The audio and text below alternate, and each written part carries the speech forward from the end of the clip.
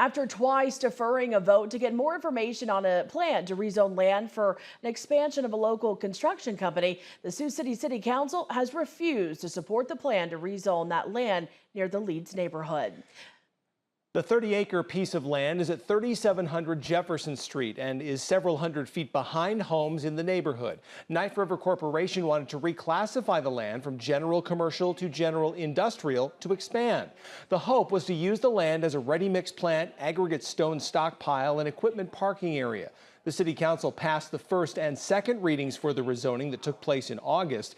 Since then, residents in that neighborhood voiced concerns about the noise, dust, traffic, and smell they say the operation would produce. Those residents continued to voice those concerns tonight before the City Council voted.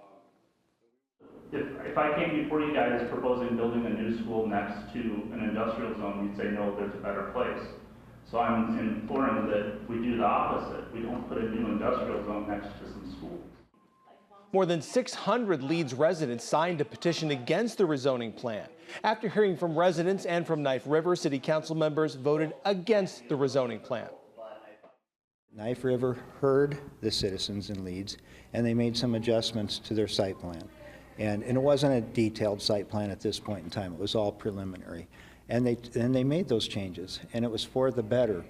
But we all decided that it just was not a good fit. Moore did share that the city will continue to work with Knife River to find a site that they need to expand.